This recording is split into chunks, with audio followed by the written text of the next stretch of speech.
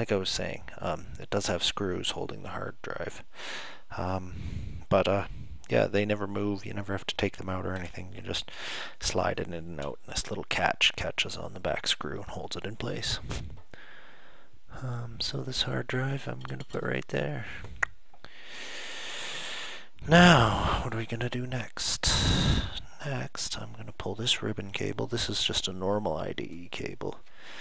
It's for connecting the two CD drives.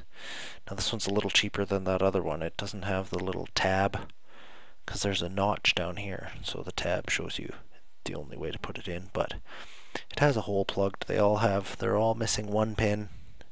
It's not quite in the center. This one has the hole plugged, so there's still only one way you can put it in. Just, you know, make sure not to force it. It's pretty much the rule. Next, let's go with some power connectors. This is a 4-pin auxiliary power connector. It's usually pretty close to the processor. And then we have this big one. The big one, the P1 power connector, which I'm pretty sure powers pretty much the whole motherboard. And there she is. Now, it also only goes one way. There's a little latch here on the side. You have to squeeze the top to make the bottom sort of open up. That's the otherwise it sits there in place. Now, what's next?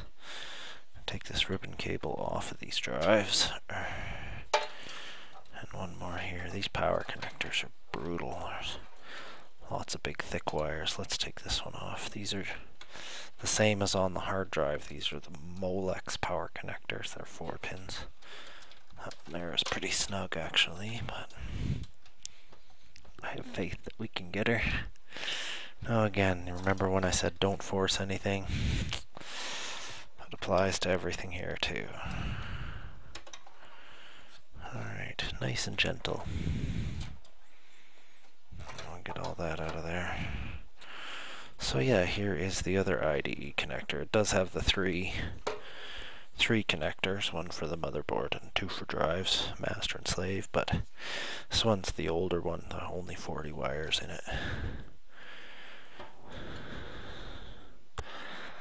Next, what's next? We can just pop these drives right out now that all the connectors are off of them. That is a CD burner. And this one is a DVD ROM. Alright, 1, 2. Now, next let's go with the RAM. Let's take the RAM off. We don't have to take the processor off for a little bit. Hopefully I can get to it this weekend. So there is the RAM. Nice. We'll just take that, put it right there. And then, next, I think it's time to do the power supply. Now sometimes you're going to want to take the motherboard off before the power supply, but in this case, they're both so far apart, I think it'll be better for me to take the power supply off first. So 4 screws, usually not quite in the corners, but fairly close. Now, as you may or may not be aware, this is actually like the 3rd time I've done this and recorded it. The first 2 I didn't realize, first of all, file formats, and I had a high resolution camera like my own camera at home, and the file ended up being way too big. And then second time I did it, I used a smaller, like I used the webcam like I'm using now. Sorry about the resolution, by the way. But they were still over 10 minutes. I didn't realize you couldn't post movies over 10 minutes anymore, so now I'm doing it again, and I'm breaking it up. So, power supply. I got the 4 screws off. You have to slide it away from the back of the case a bit because there are these tabs that sort of hold it in place. And then just pull it right out. Now, if you ever get confused as to which way it goes back in again, remember the vents on the bottom and on the back, down on the top, and usually you attach it so you can read the stickers. I mean, sort of actually goes without saying, but I said it anyways. And that only leaves the motherboard, because like I said, we're not doing the processor this time. 6 screws holding the motherboard on.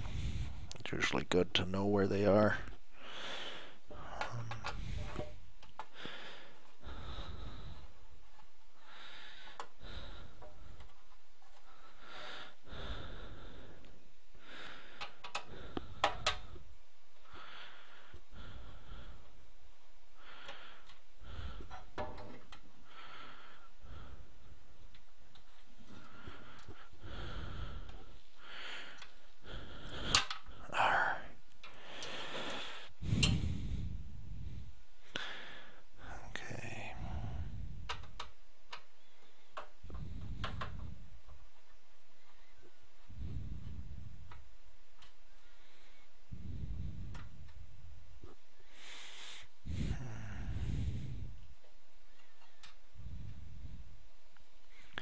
I've never owned a set of anti-static tweezers before I started this course, but they were prerequisite, and they're handy little suckers, I have to say. I've used them more than once since getting them.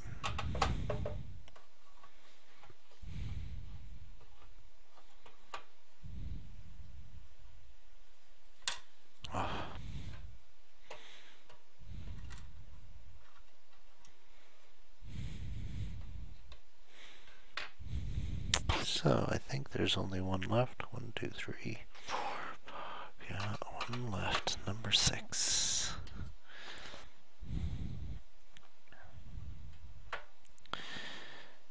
Yeah. So yeah, usually you try to keep your screws separate. This particular computer, I happen to know all the screws are the same, and there should be 11 of them, which there is. So we're good there. Now, motherboard, this is probably the most delicate process involved. Try not to touch anything that you don't have to touch, especially on the bottom. You have to pull it away from the back